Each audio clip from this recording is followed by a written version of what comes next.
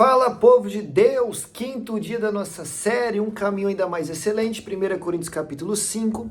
E hoje, meus irmãos, nós vamos entrar num assunto que é difícil, que é polêmico, que é controverso, que a maioria das pessoas não sabe explicar, que eu mesmo já estou pedindo a ajuda do Espírito Santo aqui para falar para você, que é o capítulo 5 de Coríntios, que só tem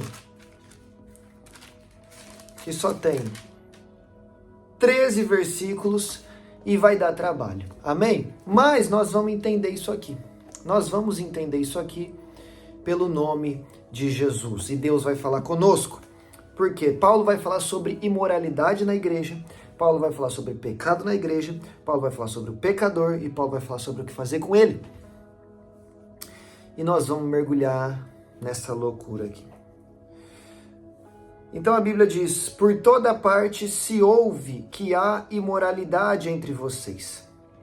Imoralidade que não ocorre nem entre os pagãos, ao ponto de um de vocês possuir a mulher do seu pai.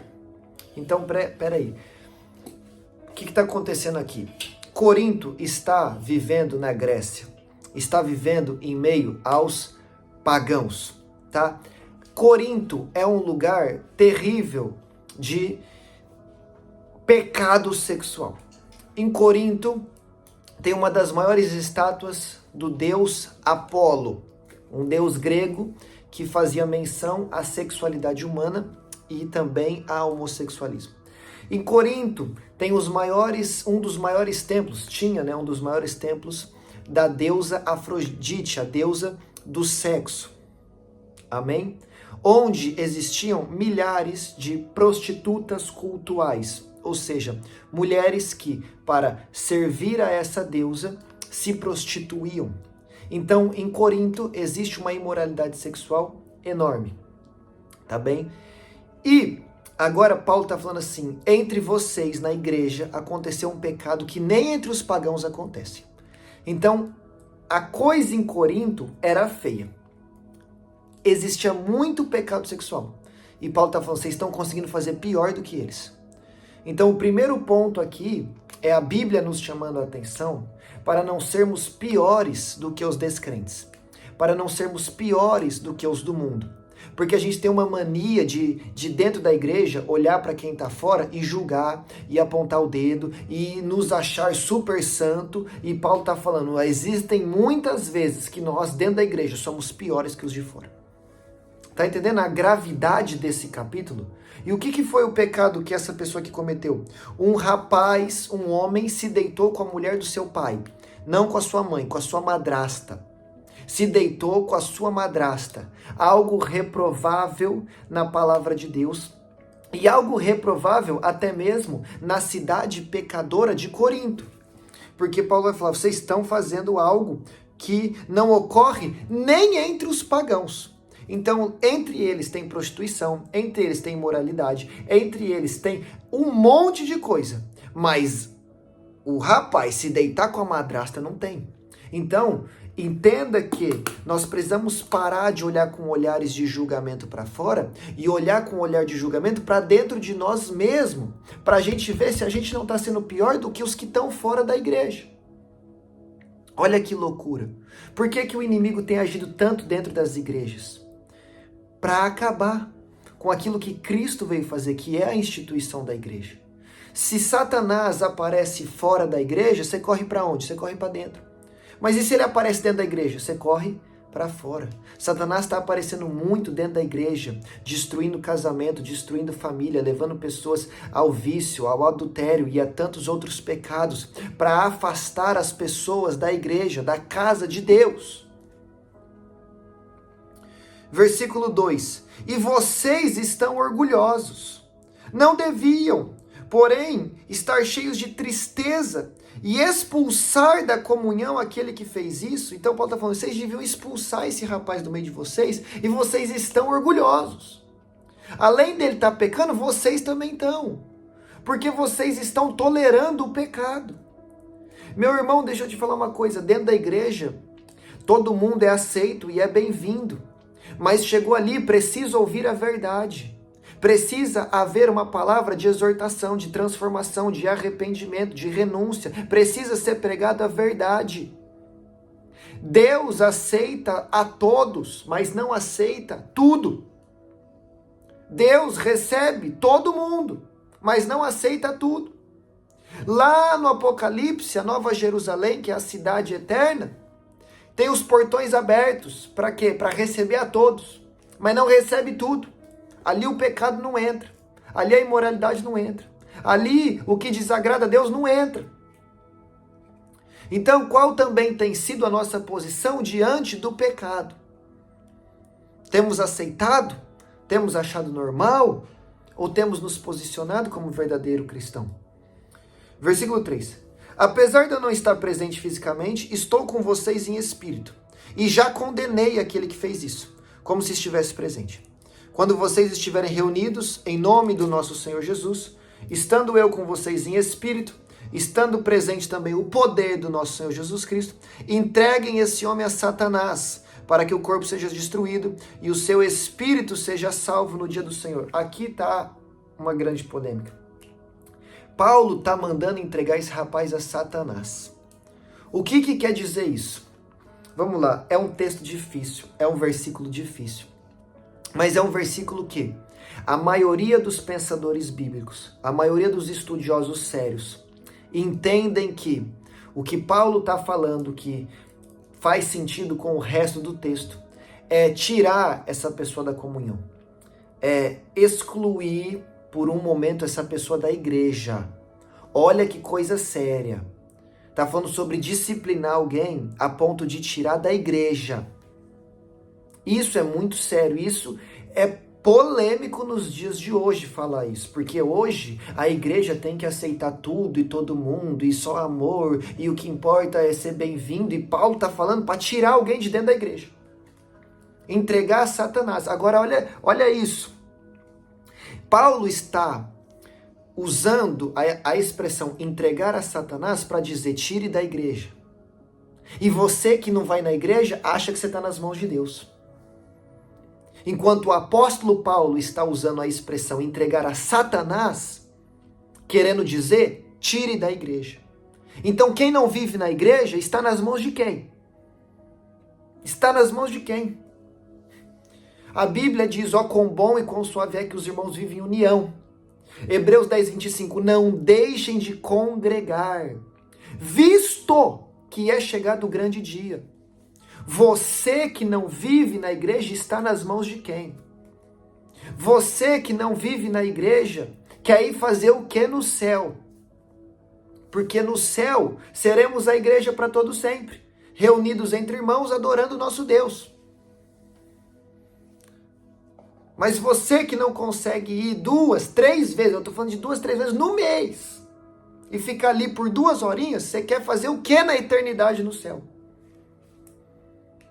E se esse homem, Paulo está mandando excluir ele da igreja, mas usando a expressão entregue a Satanás, você que não está na igreja, que já se excluiu, você está nas mãos de quem?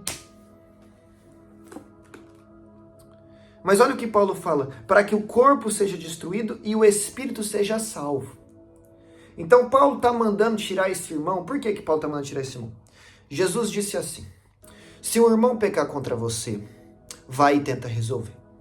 Se não der certo, vai e leva testemunha. Se não der certo, vai e apresenta para a igreja. Se não der certo, trata como ímpio. Como é que você trata o ímpio? Com raiva? Com ódio? Ou com amor? Com compaixão? Querendo salvar ele? Você trata o ímpio com compaixão. Você trata o ímpio com amor. Pregando a verdade, mas com o intuito de salvá-lo. Então Paulo está falando, esse homem tem que ser tirado do convívio de vocês. Para quê? Para que lá na frente ele seja salvo. A intenção de Paulo não é excluir da igreja, chutando a pessoa, mandando a pessoa para o mundo e falando, vai viver tua vida porque você está condenado. Não, não, não. A intenção de Paulo aqui é para que esse homem caia em si, se arrependa do seu pecado, volte à igreja e seja salvo. A história desse homem continua. Lá em 2 Coríntios, na segunda carta, no capítulo 2, versículo 5 em diante. Se um de vocês tem causado tristeza, não tem causado apenas a mim, mas também em parte, para eu não ser demasiadamente severo, causou tristeza a todos vocês. A punição que lhe foi imposta pela maioria é o suficiente. Agora, ao contrário, vocês devem perdoar-lhe e consolá-lo, para que ele não seja dominado pela excessiva tristeza. Para não ser dominado pela excessiva tristeza, ou seja, o homem já estava triste. Ele já tinha caído em si, está falando do mesmo homem. Agora é o momento da igreja, na segunda carta, consolar e abraçar e perdoar. Versículo 8, portanto, eu lhes recomendo que reafirmem o amor que tem por ele. Agora a igreja vai mostrar o seu amor. Agora a igreja vai mostrar a sua compaixão. Eu lhes escrevi com o propósito de saber se vocês seriam aprovados. Isto é, se seriam obedientes em tudo. Se vocês perdoam a alguém, eu também perdoo. Paulo, que lá atrás falou exclui da comunhão, agora está falando ele está perdoado. Agora é hora dele ser amado, abraçado, trazer para perto. Se alguém perdoou, eu também perdoei. E aquilo que perdoei, se é que havia alguma coisa para perdoar, perdoei na presença de Cristo por amor a vocês, a fim de que Satanás não tivesse vantagem nenhuma sobre nós, pois não ignoramos as suas intenções. Paulo está falando, já está perdoado, já acabou, esquece essa história para que Satanás não ganhe vantagem, para que Satanás não opere no nosso meio. 1 Coríntios 5, voltamos para o texto de hoje. Paulo está falando, tem que excluir da igreja, mas para quê? Para que seja salvo, para que caia em si, para que acorde, e também para que a igreja se posicione como aquela que detém a verdade e anda em santidade. A igreja não pode tolerar o pecado. A igreja não pode tolerar o que é errado. A igreja não pode aceitar calada o erro. A igreja tem que mostrar a verdade. Tem que permitir que a pessoa caia em si e depois perdoa, depois consola, depois abraça, depois ama e traz para o meio de volta. Restaurado, regenerado. Tá entendendo o que a Bíblia está falando? Versículo 6, vamos adiantar aqui para encerrar. O orgulho de vocês não é bom.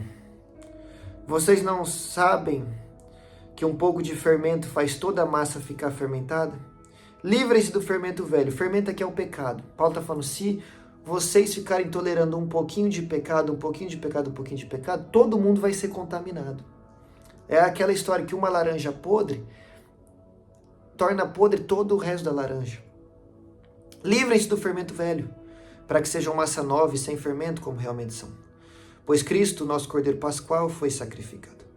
Por isso celebramos a Páscoa, não com fermento velho, nem com fermento da maldade, da perversidade, mas com pães sem fermento, pães da sinceridade e da verdade. Fermento aqui é pecado. Cristo é o Cordeiro Pascual, ou seja, ele não tem fermento, ele não tem pecado. E nós precisamos ter esse pão na nossa vida, essa massa na nossa vida, massa sem fermento, massa da sinceridade e da verdade. Quem anda em sinceridade e anda em verdade na presença de Deus, não anda em pecado. Versículo 9, já lhes disse por carta que vocês não devem associar-se com pessoas imorais. Com isso, não me refiro aos imorais desse mundo, nem aos avarentos, aos ladrões, aos idólatras. Porque se fosse assim, vocês precisariam sair do mundo. Mas agora lhes escrevo que não devem associar-se com qualquer um que, dizendo-se irmão, seja imoral, avarento, idólatra, caluniador, alcoólatra ou ladrão. Com tais pessoas vocês não deveriam nem comer. Paulo está falando, não se associem com aqueles que vivem em pecado. Mas quem, Paulo? Todo mundo? Não. Porque se você não for andar com quem peca, você vai ter que sair do mundo. Você não vai andar com ninguém. É para você não andar com quem vive na prática do pecado e se diz irmão. Então, Paulo não está falando contra você ter amizades do mundo, com o mundo, com pessoas do mundo. Não é isso. Até porque você tem que ter amizade para salvar essas pessoas. Até porque você não vai fazer amizade com a fé da pessoa, você vai fazer amizade com o caráter da pessoa. Mas Paulo está falando, vocês têm que tomar cuidado de verdade, é com aquele que vive na igreja, que vive com uma Bíblia debaixo do braço, que vive pregando, que vive apontando o dedo para os outros, mas é imoral, é adúltero, é ladrão, é mentiroso, é caluniador. Com esse, vocês não devem se associar. Diz que é irmão, diz que é pregador, diz que é cantor da igreja, diz que é isso, diz que é aquilo, só encontra no bar, só encontra traindo a mulher, só encontra mentindo, só encontra roubando. Com esse, vocês não devem andar. Com esse, nós não devemos andar. Tá entendendo? Com quem você não deve andar é com quem diz que é santo, mas vive em pecado e todo mundo sabe. Com esse não deve andar, não. Versículo 12. Pois como haveria eu de julgar os de fora da igreja? Não devem vocês julgar os que estão dentro? Deus julgará os de fora. Expulsem esse perverso do meio de vocês. E acabou. Então, os de fora, não cabe a nós julgar. Os de fora a gente tem que trazer para dentro. E se não vier, Deus os julgará. E nós, aqui dentro, o que a gente faz? A gente julga nós mesmos. A gente analisa a nossa própria forma de viver, para que não venhamos cair em condenação. Eu me julgo, eu me analiso, segundo o crivo da palavra, para que no grande dia eu possa realmente herdar a coroa de vida eterna. Amém? Entendeu? Um capítulo um pouco difícil, mas acredito que o Espírito Santo tornou um pouco mais claro para nós nessa tarde. Que Deus te abençoe e eu te espero aqui amanhã no capítulo 6.